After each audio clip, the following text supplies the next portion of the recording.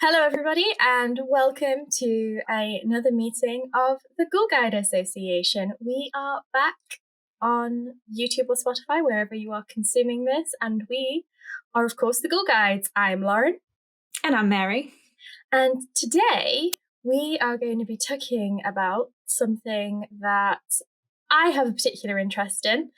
And I think is kind of appropriate because it also happened in an unseasonably hot summer, which kind of makes sense. But we are going to be talking today for this comeback episode about dancing plagues. I mean, you say it kind of makes sense. I cannot imagine anything worse than dancing around in this weather. You say that, but like on these days where it's really hot and you're losing your mind and you know you're all sweaty and your skin feels weird and all your clothes feel horrible, do you never just kind of get that, like, you just want to shake everything off of you? Not necessarily dance, like, you know, burst into a polka or something, but I can kind of understand people just losing their minds and, you know, gyrating. Yeah.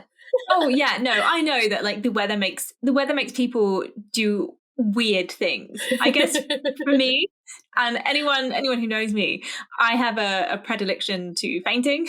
So for me, the hot weather doesn't make me want to do stuff because I'm always in the back of my head. I'm like, I can't do too much because I will end up face planted on the floor or in a wall or something.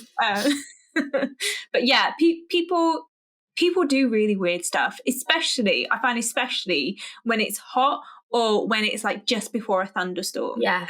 It's like there's something in the air. As much as I am a skeptic and I don't believe in things like moon sickness, it's undeniable that when there's a thunderstorm coming and when there's a full moon coming, whatever atmospheric changes those meteorological events cause, and we know that the phases of the moon cause meteorological effects, but whatever atmospheric impact that has on human beings, it makes people crazy.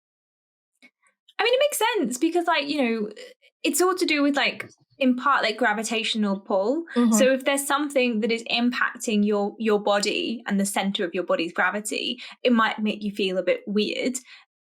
And the same, like, in terms of, like, temperature and pressure, like, if your head is feeling a bit pressurized, I guess. Well, yeah, I mean, you were there the time in Mexico where we were changing cities. There was a thunderstorm coming. I had been having to translate like 3 or 4 days, and my brain I just couldn't. The taxi driver was like telling me how much the money was in Spanish, and you were like, "What's he saying?" And I was like, "I can only tell you in Spanish. My brain understands the Spanish, understands the English. It is refusing to put those two things together." And I looked like I was on drugs. And then the thunderstorm happened and I sat up and was like, oh, I feel great now. Yeah, because the pressure's gone. Yeah. Pressure is real. And it's also kind of like the day before your period. Like the day before my period, I'm unhinged. I'm like angry and upset and like things seem like really good ideas. And then I wake up in the morning and I'm like, oh, I don't want to chop all my hair off and move to some, you know, the Scottish Hebrides. I'm just on my period. This is 100% a thing. Like, definitely.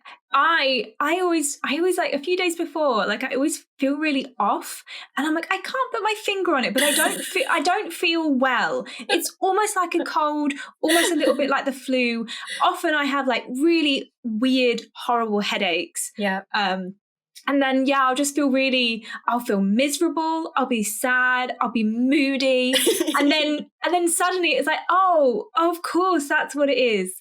I'm like, oh, it turns out I'm not a failure. Everybody doesn't hate me. I'm just menstruating. Yeah.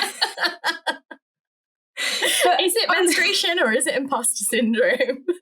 The young female academic dilemma.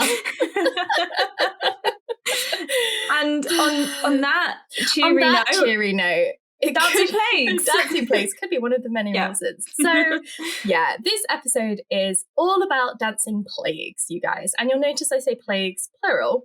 Mm-hmm. I am going to talk about one specific event that is the quintessential dancing plague. But, and this is something just to preface, I've been wanting to do this for a while. I'm always like, hey, Mary, we should do about when all those people dance themselves to death. And for the record, I'm always like, yeah, you should. Let's do that. Yeah. But, yeah, it's not like you've been like, no, Lauren, you cannot talk about that. You support me in my endeavours. Mm-hmm. But it's never really fit. And because, you know, it's one of those events where it's hard to say, there's so much kind of hearsay and mystery and pseudoscience and science and all sorts of stuff wrapped around it. So ultimately, this is a podcast about things that are Gothic and why they're Gothic and exploring that and talking about them.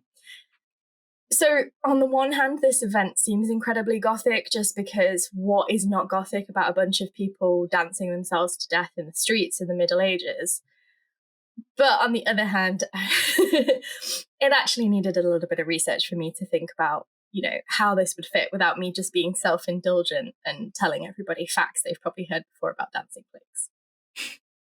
Which I could have still done, but I made I was the one that was like, we should have a context and a format for this show. Speaking of that, and I'm sure that you do have this plan, but like, do you want to explain exactly what you mean by dancing plagues and how a dancing plague is different from, like, I don't know, your regular plague? Well, first of all, let me tell you a story. So, the place, Strasbourg, Alsace. That's where Raymond Blanc, the famous chef, is from. Not Strasbourg, France. That part of Alsace. Although it is where Gutenberg was when he came up with the printing press. So, Strasbourg, Alsace, France, 1518. At this point, it's part of the Holy Roman Empire, and that is an important fact to remember. We are still very much in the period where these major European powers are closely tied to the Roman Catholic Church. The Empire and the Catholic Church are almost one and the same, kind of co-led by the Pope and the Emperor and then the various kings, which were all his cousins and brothers. Habsburgs, y'all. So, story begins, as all good stories do, with one woman. And that woman's name, depending on the account you read, is either Frau Truffaut or Lady Truffaut, which technically Frau and Lady are the same thing.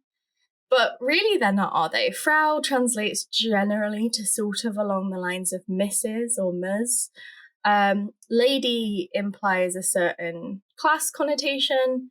So I'm going to call her Frau Truffaut because that seems to be the more common one. So it was an unusually hot summer. And Frau Truffaut comes out of her house one day in Strasbourg and just starts dancing in the street. And not like waltzing or country dancing or line dancing. This is 1518, so, you know, the type of dancing we're talking about is very much like court dancing, but she didn't come out and just kind of start waltzing by herself. She came out and just started vibing. She just let the rhythm flow through her. She let the non-existent rhythm take her. There was no music. She literally just walked out as she starts dancing. And over the next few weeks, so this is July, this lasted until about the end of August, early September, hundreds more people came. Reports vary. The lowest number estimated is 60. The highest number estimated is 400. Whether it's 60 or 400, that's still a hell of a lot of people.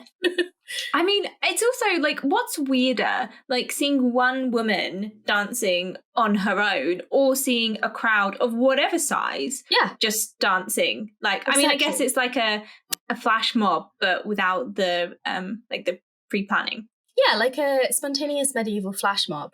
And yeah, flash mobs, no thank you. Oh God, no. Absolute horror. Absolutely not. So, yeah, it's not just Frau Truffaut. They're not like, oh, there's crazy Frau Truffaut vibing outside her house to the music in her brain. No. Hundreds of people. And they just kept dancing to no music, non-stop. And according to Lynette J. Miller, as many as 15 people died a day. Now, this is not a confirmed fact. And actually, some people are kind of skeptical about whether people died at all. We'll talk a bit about that later. But these people were dancing uncontrollably to the point of pain, exhaustion, and even death. And this shit everybody up big style. So what are they doing? So allegedly, the people that died, what are they dying of? It's exhaustion. Because so it's literally like not even just like I'm gonna go on the dance floor that is the streets and vibe and dance and do my stuff, but I'm also not going to take any breaks. No. So I'm not going to hydrate myself. I'm not going to take a break to maybe sit down or have a nap. Yeah. Also not going to have any snacks. It's just continual non-stop dancing. They're not like, it's not like when you go, when you, as in me, you know, age 23, not 33, but it's not like when you go clubbing and you have a little bottle of water in one hand and you're vibing and you go outside and you have a little smoke break, you have a bit of fresh air, on the way home you get some chips. No, they just carried on. This is also reminding me of the wonderful Buffy the Vampire Slayer episode Once More with Feeling, where Sweets, the demon, comes into town and basically creates a dancing plague where everyone starts singing and dancing, but then they can't stop. And there's like, there's really horrifying, but also like compelling scenes where you've just got people on their own in the streets dancing themselves into like combustion where they set on fire. Yes. I'm assuming that did not happen. No. There was no fire. No fire. Although there was, to the people of Strasbourg, particularly the Strasbourg Council, this was like something out of a biblical scene. This was a cause of horror and people were scared to shit. So interestingly, this being 1518, very much the beginning of the sort of like Renaissance Enlightenment period, they first went not to the church but to the doctors. And the doctors were like, don't worry, guys. We know how to fix this. And they prescribed a party. Can we just pause and be like, I wish my doctor would prescribe me a party. When I go and I'm like, hey, I'm depressed again. I wish he was like, go forth, my child, and party. Not like, there's up the prescription. Yeah, basically they prescribed a party. They were like, they just need to dance it out. Let's get some music. So they clear out the Guildhall. They hire. Are you saying it's like a fever that they can't sort out? A fever they can't sort out. I did make that pun in my notes. Sorry. I'll hold back. Oh, we're too similar.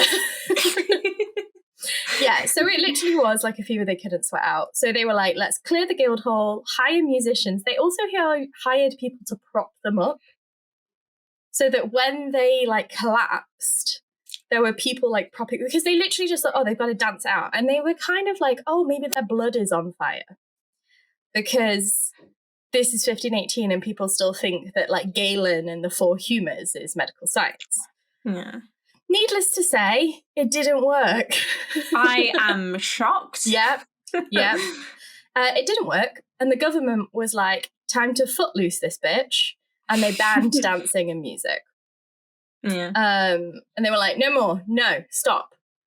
And obviously these crazed dancing people were just like, I can't hear you through the sound of the voices in my head. And they were dancing. For those of you listening instead of watching, I just did like a sort of Kate Bush style impression of these dancers. So yeah, it's not working. So Sebastian Brunn, he was the secretary of the Strasbourg Council at the time. He fortunately kept a lot of records. So actually this event is very well documented. A lot of these things get documented like 10 years later. But people were writing about this as it was happening. Still doesn't make it fully viable or credible, but it gives us a better idea of what was actually going on. I mean, I know of some, you know, not naming any names, but like really important things where the key eyewitness texts were written, you know, 70 years afterwards. So cough, cough. The Bible. Cough, cough. So Brun is writing, and he was like, okay, so what they're going to do, because apparently this had worked like 2 centuries before, they're going to ship them all to the shrine of Saint Vitus. And they literally like forced these people into wagons whilst they were still dancing, took them up the mountain to the shrine of Saint Vitus, and they put little crosses on them, and they also dressed them in red shoes. And they anointed those red shoes with crosses and holy oil. They sprayed holy water on them, and they took them up to the shrine of St. Vitus. And it worked. They stopped dancing. I guess sometimes what you need is just some kind of, what's the word I'm looking for? Placebo things to signify, or divine intervention. Or divine intervention. Yeah, no, I shouldn't. I shouldn't be. Mary. Like, no, you're right. There are clearly 2 valid theories of what happened, and divine intervention is just as valid as the placebo effect. Thank you. Yeah. They wore red shoes with holy oil crosses on them, Mary. That was obviously what worked. Sorry, Holy not shoes. to be disrespectful, but lol.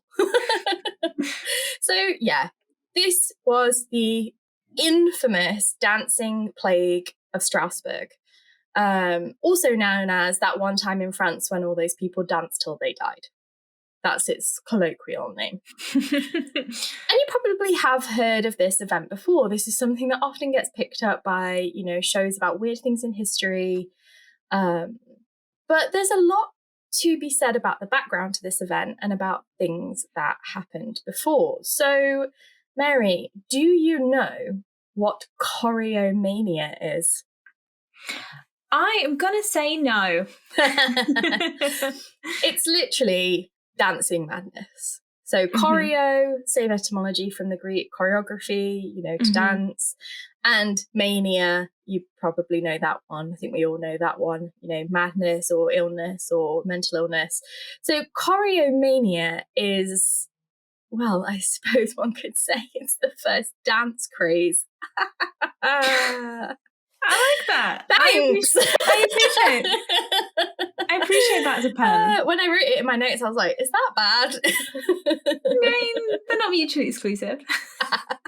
Good puns are by nature bad puns. Yeah. So yeah, choreomania literally is a phenomenon, potentially psychological, potentially psychosomatic, potentially sociosomatic, that has happened a number of times through history. Now, some people debate when the first one was. Some people say there's ones as early as like the Greek and Roman, but they usually are connected to things like rituals and parties. So like the Maenads, the Dionysian worshippers, had these kind of like, you know, raves. They were raves, let's be honest. But there's a difference between people working themselves up into a frenzy of movement through a conscious act of worship and choreomania. Choreomania is literally when people just suddenly start dancing and can't stop dancing. One is associated with that euphoria that you get with being in a crowd. So you find this at mass religious events, but also at like musical events. So I'm thinking like big festivals, where there's a big crowd, and then maybe there's a joyful frenzy that happens, and everyone kind of, this has been documented that kind of feeling of euphoria that you only ever get in those kinds of places, and maybe then leads the crowd to kind of together as a whole do something as a mass, and you also see this in things like in a less kind of, I guess, joyful, euphoric way, but you also see this in things like riots and things where it's a mass thing. But this is something very different, where it often starts. Yeah, 100%. Like, this isn't mosh pits. This isn't like evangelical worship.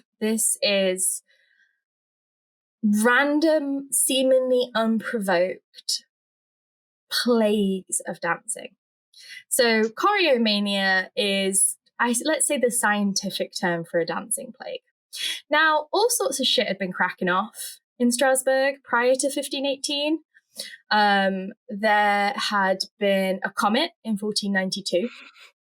And comets, right up until the 17th century, really, always seen as portents of ill omen. Yeah.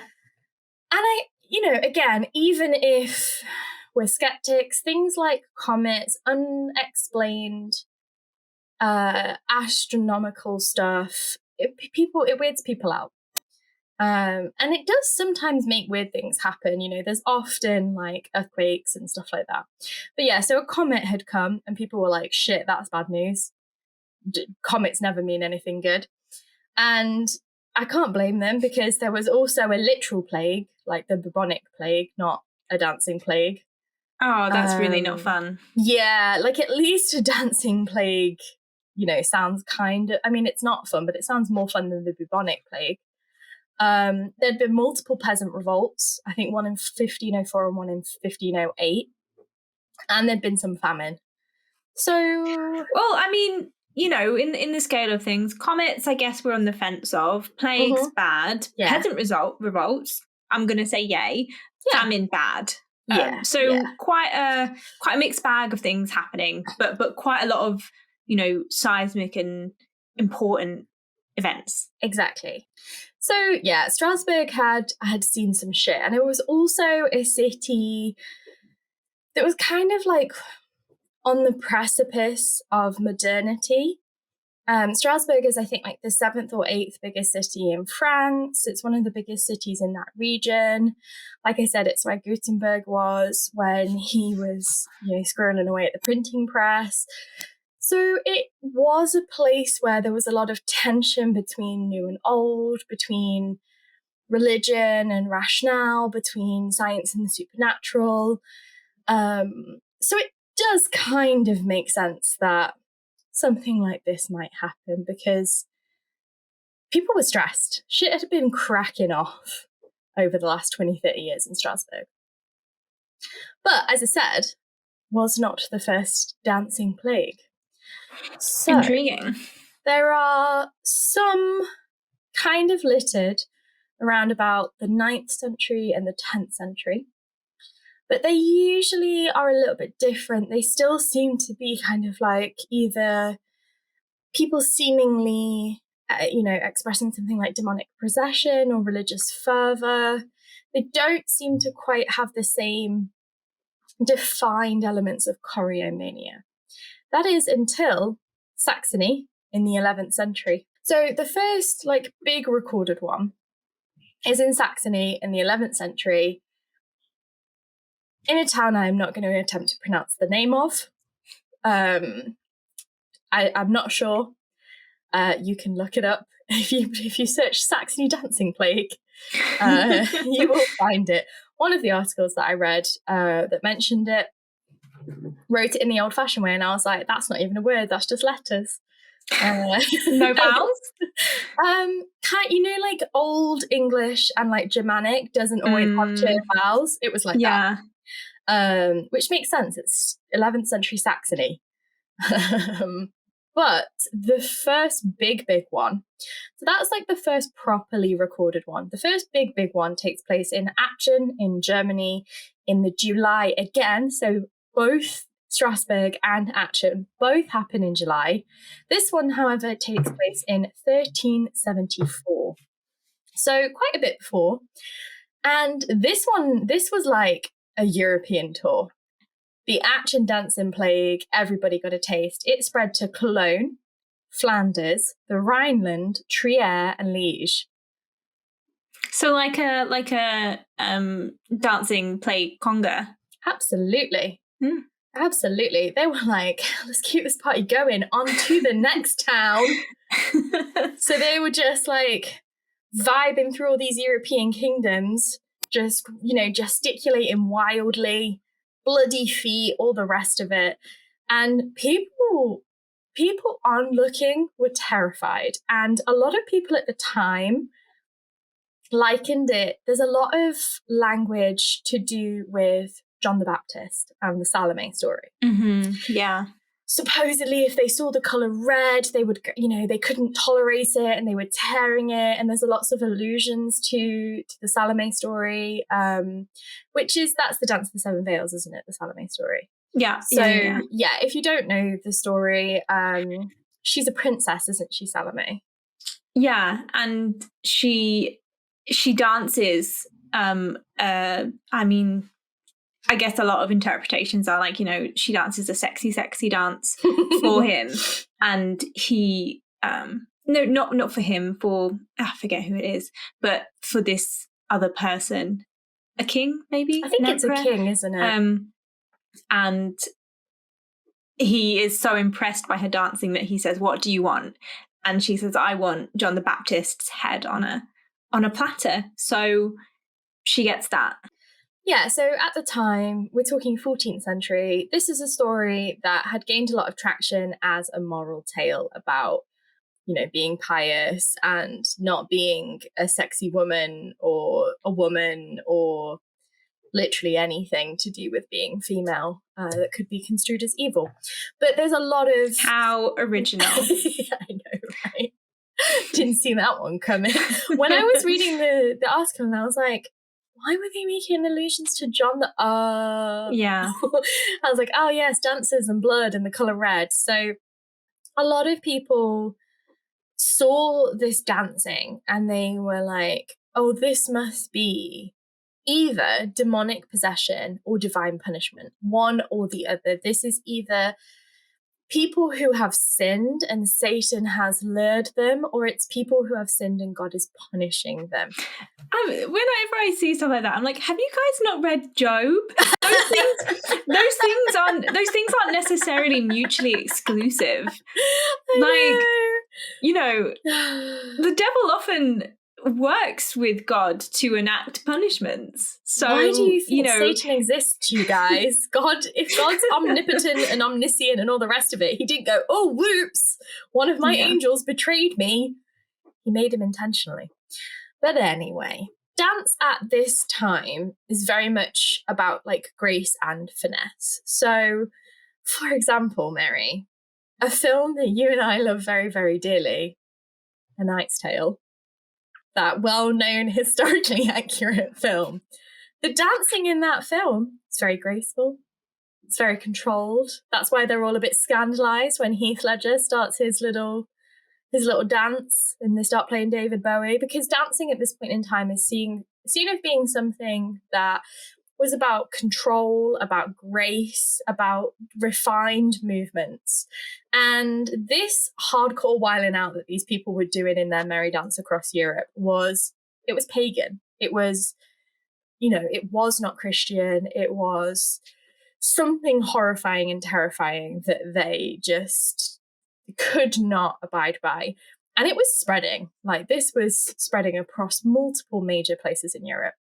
So a Flemish... I mean, if I saw Heath Ledger's character and I forget the other actor's name, but them both dancing in a really, they're vibing, they're sexy dancing, they look like they're having a lot of fun. Mm-hmm. I'd be like, oh yeah, this looks way better than like this boring thing where we just walk around maybe holding hands. Exactly. Everyone else at the end of that scene is having a great time in A Knight's Tale. Mm. And as I say, it's definitely a film you can use to base your historical facts and sources off. Oh, like A Knight's Tale is basically a documentary. Exactly. It's perfect retelling. Best film ever. So, what did people think of this at the time? So, a Flemish chronicler, whose name I think is Jean d'Otremuse, but as we all know, my French is terrible, so it might not be that, claimed in 1374, so later that same year, that the dancers were chanting, they were hallucinating, they were convulsing, people were collapsing, they were foaming at the mouth, they were making lewd sexual gestures, and this might be him just being scandalous. Apparently some people were also like full on doing it in the streets, out and out public copulation. It's not just a rave, it's an orgy, although I guess that often happens at raves. Where anyway. does the rave end and the orgy begin? So it really is like one of those Maynard festivals. Yes. Then. Yes. So it's hard to say for sure whether or not this is, you know, an over, kind of like a scandalizing over dramatization, or if this is what was really happening. But I think it is safe to say that this, you know, 1374, we're talking about a time where the church has a lot of control over Europe. We're also talking about a period of time where there was a lot of corruption in the Catholic Church. When has there ever not been? In all. But yeah, you know, this is a major European power that is often very corrupt. There's a lot of fear. And you've got to think about things like the Danse Macabre. You know, this is a period of time where I think 1374 is around the same time. I'm pretty sure Danse Macabre is 14th to 15th century. You've got this kind of symbology of skeletons dancing into towns and taking people away with them. So this idea of people, it seems ridiculous, but actually you can, if you look at, God, get your words out, Lauren. If you look at medieval ideas of things like plague and hysteria, to use a term they didn't have, somebody walking into town and just suddenly start dancing and everybody start dancing with them, and then them going on to the next town and more people joining them, it's not totally outside the realms of possibility.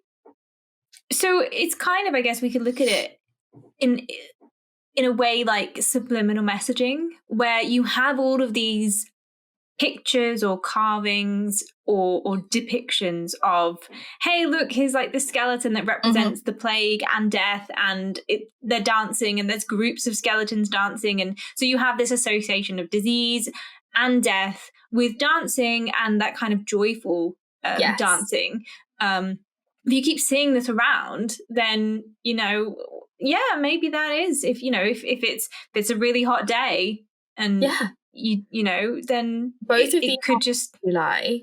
It's at a time when people are really stressed out, they're scared. And if you've gone through a famine and you're malnourished because you haven't been eating, or if you've gone through a plague and therefore like you've seen lots of people dying as well, and you've had that fear of infection, and then also, you know, peasants' revolts and you know, other, like all of these kind of tumultuous things, and you're going to be a little bit on edge, and also like not very well, like just physically and mentally. Especially if every Sunday, if not more often, you are going to church and there's all this Latin chanting and somebody is telling you that God's going to punish you and you must repent your sins and fornication. We're not talking, you know, this isn't quite, we're not quite at Puritan times, but this is still a time of religious fervor. And yeah, you can kind of see. And that is, I think, why most scholars agree that choreomania at this time was seen as being a curse. Yeah. So this guy called Hieronymus, I think it's Gebula, in the 1520s, so just after the Strasbourg plague, he was convinced that happened to teach people modesty, that it was kind of like, you know, pushing people to excess to remind them to be modest and pious and to better understand the suffering of Jesus, which is kind of in line with things like Carpe Diem and Danse Macabre and Memento Mori. This reminder that, you know, there's an excess and an extreme. And obviously, in terms of the Gothic, death and the macabre and the depictions of death are often looped in with that idea of excess, because excess leads to death. And of course, you've got to think about as well, if, yes, the skeletons that come in and carry people off, are personifications of death, but they also suggest undeath, and they suggest an unquiet undeath rather than being in the bosom of God in heaven after you pass away. So there's this definite fear. And a lot of people like Gebula thought this is a curse. They are being punished by God. They have done, impure things. Maybe they are lascivious. Obviously, it started with a woman. And if you think about the 1374 Choreomania incident, there's all of this like sexual lewdness and looseness. And he was like, it's obviously a curse. But this is where things start to change. So there's this guy called Paracelsus. Oh, yeah. You've probably heard of him. Yeah. Yeah. So Paracelsus is again, from Strasbourg. He's a very famous, I hesitate to say scientist because I don't think he saw himself as a scientist.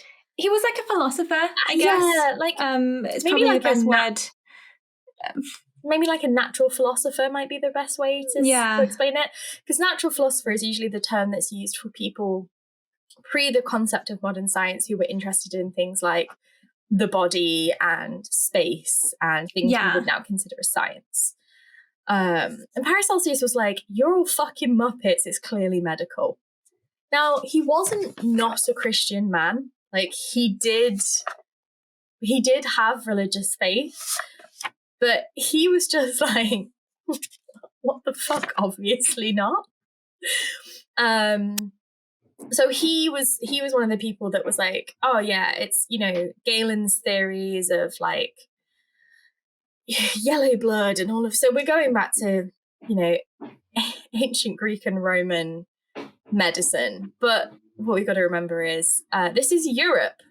And whereas the rest of the world, particularly the Arabic world, was like doing science and maths, and they were like, advancing and having a great time, we were literally shitting ourselves in the mud, afraid of comets. Yeah. And there is a lot of stuff to say that, the so-called Dark Ages were not that dark and we should use a slightly different term. But from a European perspective, we were pretty behind. Well, it's like that thing, isn't it? Like, so the Dark Ages is a term that's used because we don't have a lot of materials from that period. So we as in us now in the 21st century, we're the ones in the dark because we don't have a lot of stuff. Again, like, if you looked at other kinds of cultures like the Arabic world, they had like quite a lot of good record keeping, but we just were not there yet because we were focused on other things. We had a lot of plagues. There were lots of plagues. We had a lot of plagues. But they also had loads of generations. We had a lot of plagues because we couldn't fucking wash ourselves. Well, yeah, we also had issues with we thought stuff water like that. killed us, which to be fair it did because it was dirty. But also because we were dirty and we did not have basic hygiene. Yeah, I mean, to be fair to this period of history, it wasn't really until like the 18th and 19th century that like basic hygiene and the importance of soap, and even sometimes, to be honest, the beginning of the 20th century, right into the 20th century, that people were like, wash your fucking hands on a mass scale. But I mean, even in the 21st century, we still have to have signs saying, specifically in men's bathrooms, but also in like kitchens and stuff like that, wash your hands. So Yeah. So he was pretty sure. Paracelsus was like, it's definitely a medical condition. And this is when we stop talking about them as curses and we start thinking about them as plagues. Interesting. Yeah. And of course, thinking about them as plagues is obviously because this is, unfortunately, as we said, a period of plague, particularly the bubonic plague. So the term Choreomania comes later, but it's a really interesting turning point that despite the fact ultimately they did get taken to the shrine of St. Vitus and, they seemingly were healed, He was fairly sure it was something to do more with the fact they were taken out of the situation. They went up the mountain. There was some kind of like therapeutic experience. And it was probably, like their blood was on fire. Which we now know that's not a thing. But it makes a little bit more sense than curses. Oh, yeah. And I mean, I guess if it's like a kind of fever, taking them up a mountain, which it's going to be cooler. Exactly. It's going to be maybe more air. As we just said, the atmosphere changes. Yeah, pressures. Then it would at the very least change. Yeah, just change how they're feeling. Exactly. So this is the Great Dancing Plague of Strasbourg. There is some contention over whether or not people died. Some scholars say that, as I said, some people said, up to 15 people a day died and they carried on dancing. Some people say no one really said in the at the time accounts that anybody died. Some people think that like 100 people died. Regardless of whether or not they actually danced themselves to death, somewhere in the region of 100 to 400 people, all of a sudden, 1 July, started dancing and just didn't stop. Which I think is beautiful. No, not really. I think it's fucking terrifying. I think it's weird. Yeah. Because this definitely happened. And unlike potentially the earlier one in Aachen, where there perhaps could have been some inspiration to get involved because people were getting away with being lewd and all of these things, and it was a bit of a like temptation mania. This one, they didn't shout anything, they didn't really chant anything. There's not really that much to say there was anything overtly sexual about it. They were just doing this weird, frenetic, crazy, non-stop dancing until they passed out.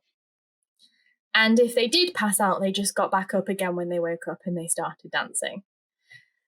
And this is a lot of people. So there's a couple of theories about how this might have happened or why this might have happened. And this is one of the things I love so much about this, is because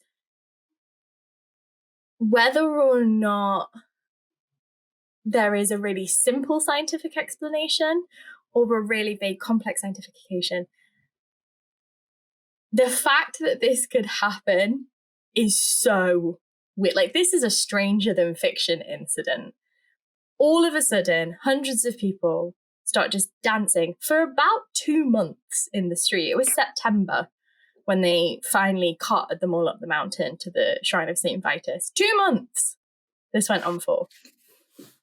It's weird, isn't it? Because, like, I definitely would be leaning towards more like this is some kind of like medical phenomenon, but like, why doesn't it happen anymore? Exactly. And it's like a weird mix, isn't it, of like the ideal conditions for this to happen in terms of the individual's, you know, physical body and the environment in terms of like the temperature and stuff, but also maybe cultural, yes, like in things that are impacting and we that. are talking about men, women, we are talking about young people, old people. So it's different to when, like, one of the things that happens quite often, phenomenons, is schoolgirls, particularly in all-female schools, in either very high-stress environments or in very secluded environments. They will all go mute, or they will all be convinced they saw something.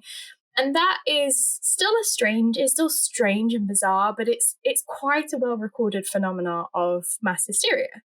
Obviously, mass hysteria has some negative connotations, but when we're talking about it without its, you know, gendered, very negative connotations, mass hysteria is a thing that happens.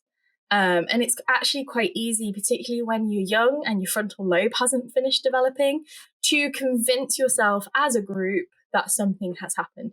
This isn't that. This is like, you know, your mum, your dad, your grandma, your neighbour Sam down the street and his 2 kids and his Aunt Jane all in the street, like, just like kicking it like just dance off of the century. So it is really weird. So a couple of the theories are things like ergotism. So ergotism is a type of food poisoning, happens when I think it's the wheat and the rye crops are negatively impacted. It does make sense that that could have happened. There have been floods and famine. This is one of the major theories for what happened at Salem. And it does cause things like hallucinations and sometimes convulsions, but it doesn't fully explain it. Ergotism they don't think anyway, and obviously I'm not a scientist, I'm a literary historian, but it's very unlikely that ergotism on its own would have caused this response. And the same thing goes for encephalitis, which can cause swelling of the brain. It can cause convulsions, hallucinations, same as typhus.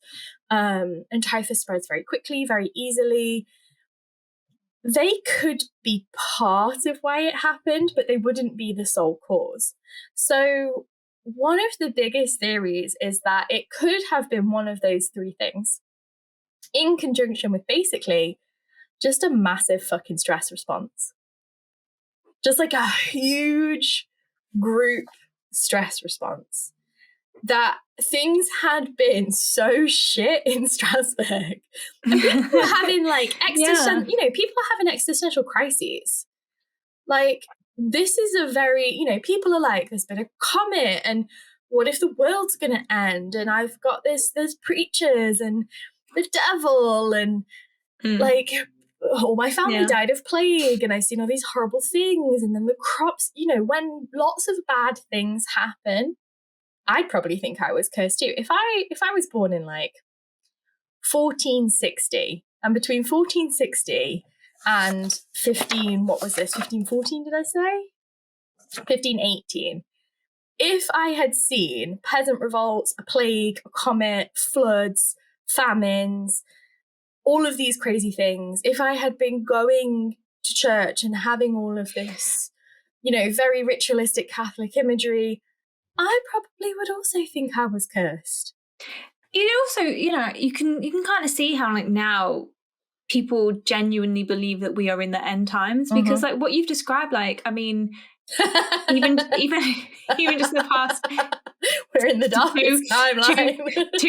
3 years, we've had like droughts, floods, famines, plagues, the Titanic again, the Titanic again, war, like all of these kind of like ecological and inter and intra like national like big events. And you'd think like this is the world coming to the end, and maybe we're cursed. And people are scared of hell. Like, this is a period of time where hell becomes a really big thing, isn't it? Like, we've talked about this before, about like how hell developed as a concept, but round about the 13th, 14th, 15th century, depictions of hell and ideas of hell are very prevalent. You've got all of this imagery of like, Danse Macabre. You've seen all these terrible, horrible things. You've got people telling you to abandon your superstitions, but then you've seen some really fucking weird shit. And people were scared to death, literally, of hell.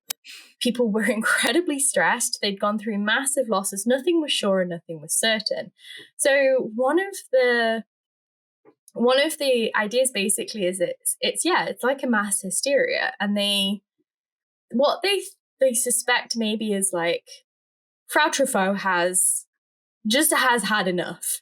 She comes out of house one day and she's like, fuck this noise. And she just starts going. And once she starts going, she can't stop going. And somebody comes over and sees her, and they're like, what are you doing? And obviously she's just going and she's dancing. And instead of walking away, they start doing it too.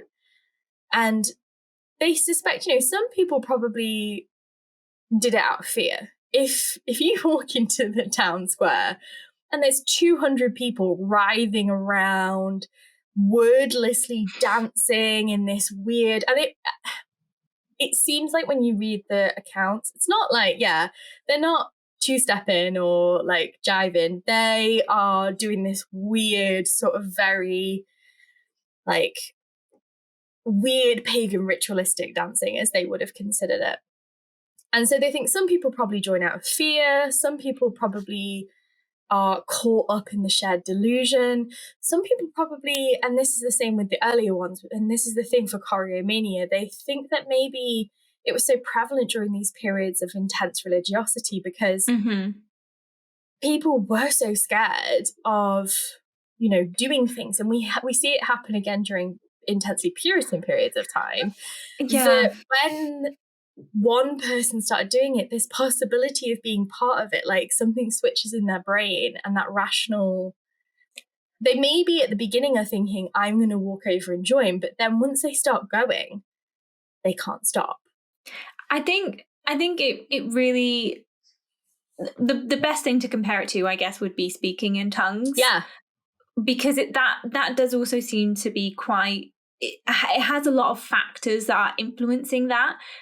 There might be some people who genuinely believe that they are speaking in tongues, but then there might be some other people who, you know, peer pressure or those social pressures in that kind of environment, whether it's a small room with a couple of your friends and family, or a big, like, you know, mega church event where everyone suddenly starts speaking in tongues and you don't want to be the odd one out. And there will be people there who genuinely think that they are speaking in tongues, but there will also be people who do it because they think that's what they should be doing, that's what's expected, or they don't want to be the only person not doing it. Yeah, and there's an element of release. So like, we know that dance, just the act of dance, has a psychological effect that can cause a massive hit of dopamine. You feel like you've gone to another level. You feel super connected with the people that you're dancing with. You can, so like, for example, now there are these dance parties that happen all around the world, and I can't remember the exact name for them. I'll try and remember to look it up and put it in the notes, but where like there's no drugs, there's no drinking, you just go, and the whole thing is it's a judgment-free space, and you just dance. And it's just this like freeing dance party where no one's judging you, no one's looking at you. If everybody, these people aren't dancing together, they're dancing as a collective, but they're not dancing with each other. They were just dancing. Yeah, there's no choreography, it's just vibes. Yeah, just vibes. The choreo in Choreomania is not like everybody's like to the left, to the right. I actually went, I don't know if you saw that, to the wrong direction because I've got no coordination. But yeah, they're not, you know, this isn't a choreographed movement. This is just this intense interpretive dance, essentially, that everybody did for 2 straight months.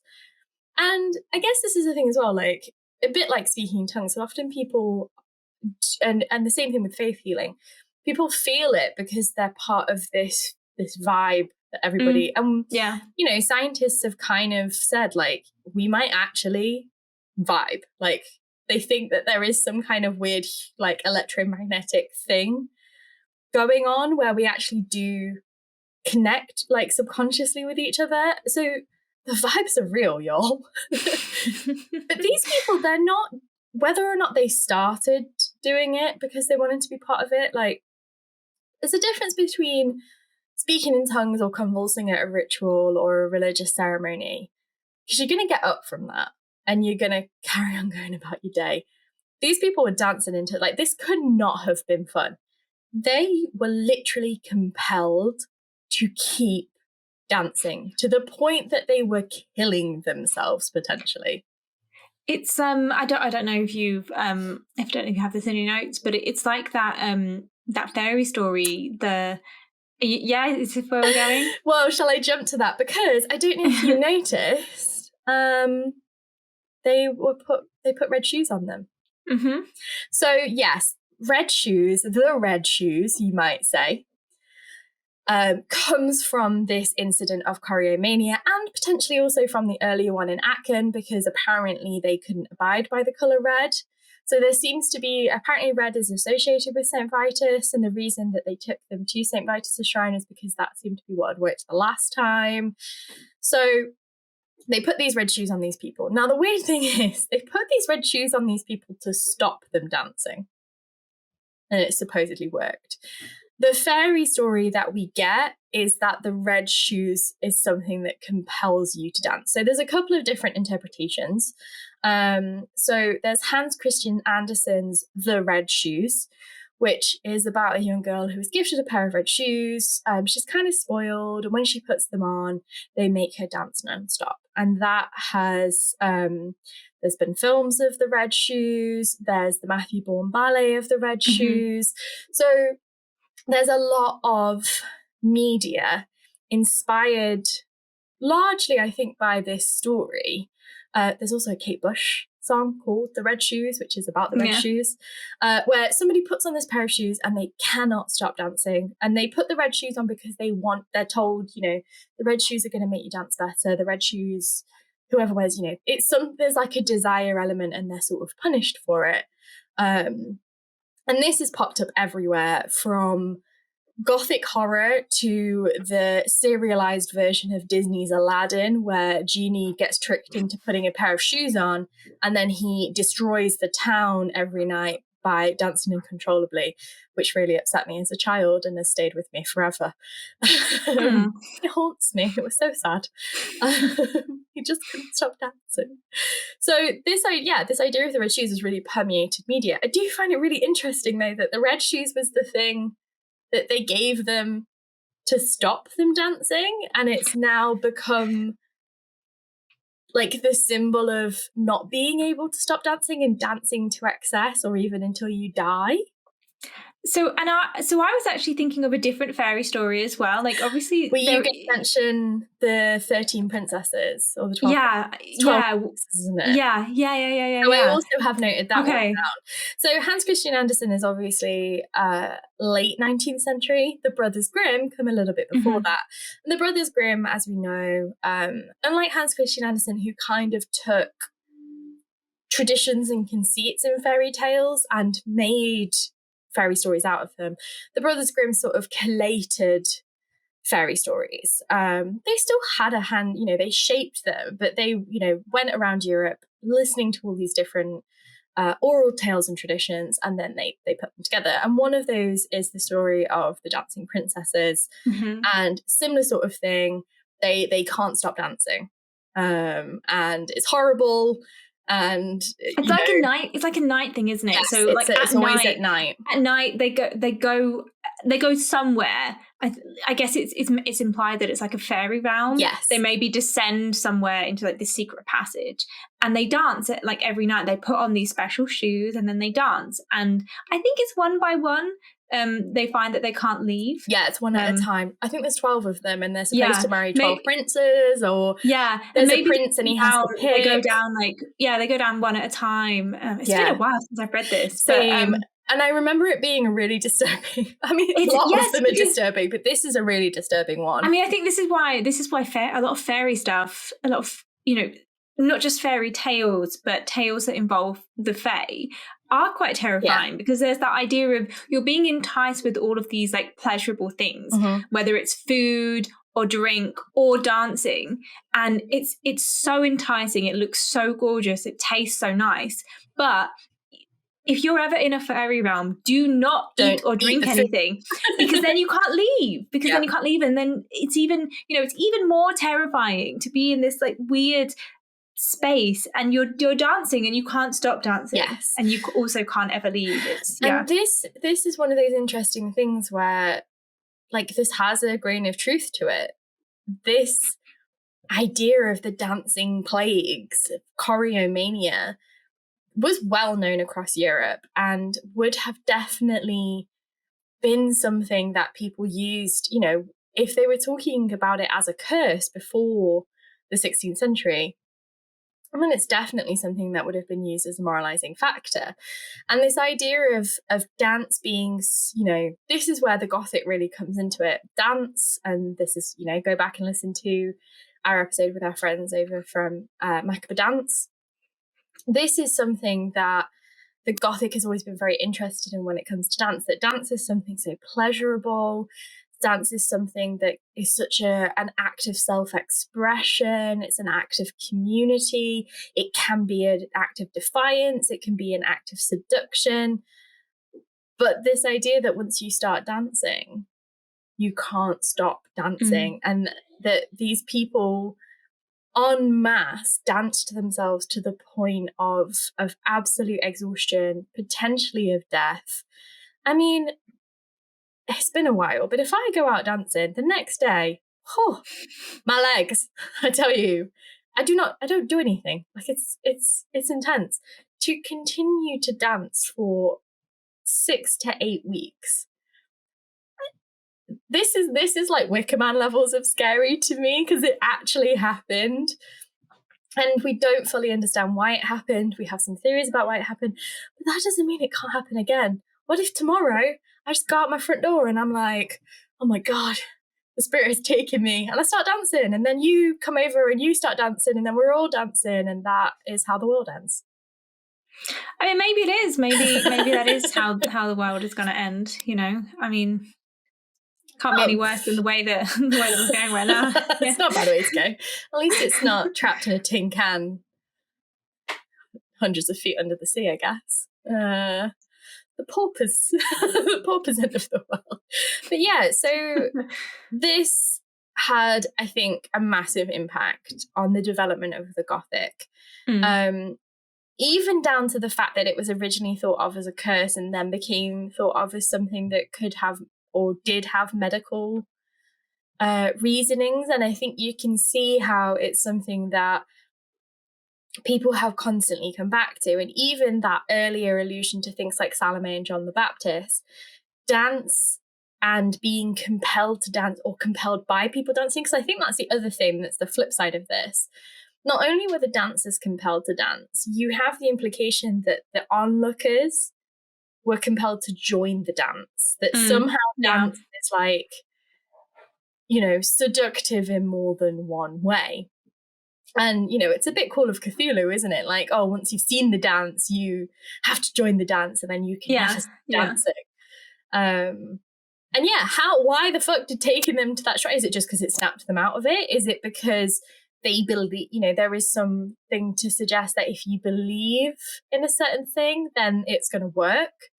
I mean, some therapy works like that. You have to believe CBT is going to work or it's not going to work. So if you believe in the power of St. Vitus and someone takes you to the shrine of St. Vitus, it might actually cure you because it's what your brain needs to reset itself. But I think this is one of the things that, you know, it's very popular in cultural consciousness, but actually it's something that is really fascinating, because the way that people talk about choreomania, and I will link the 2 articles that I used for this research because they're both really, really good in the show notes.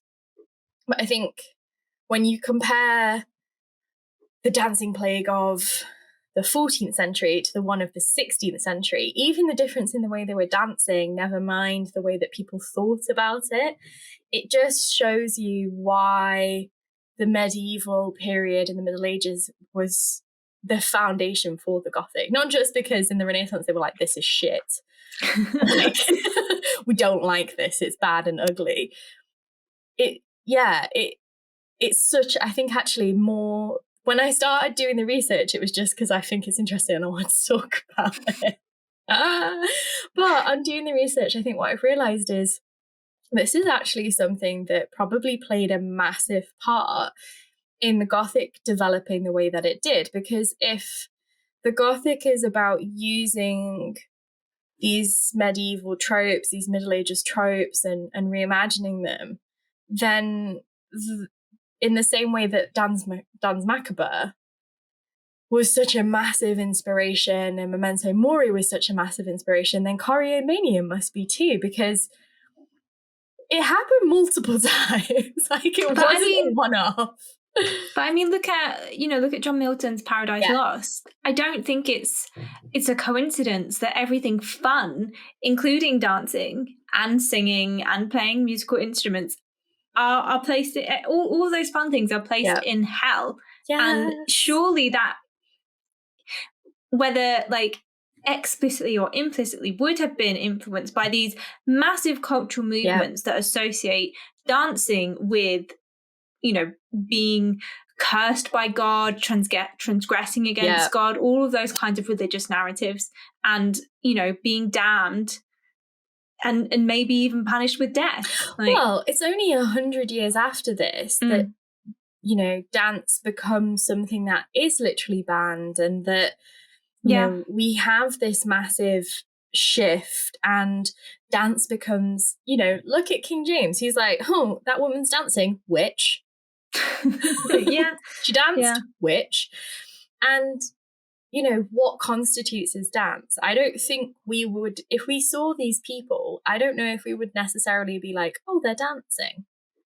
It sounds more like this involuntary, you know, spasmic convulsion that, you know, the way that it's talked about. And it's hard to say because, you know, this is a period where dance is seen as being something very graceful. And we are at a point where we don't just see dance as something graceful. We see dance as a form of expression in multiple different ways. But I'd love to know, like, this is one of those times where I'd actually love to just go back and watch them.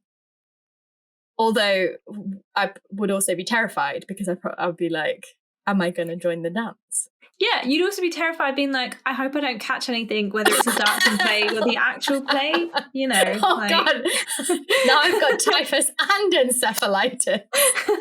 Yeah, if you go back to the past, don't eat the bread either, because you might get ergotism. Yeah. I'll remember that next time I'm time traveling. It's good advice. Yeah. They don't tell you that on Doctor Who. So, yeah, that is Choreomania, and I think its connection to the Gothic.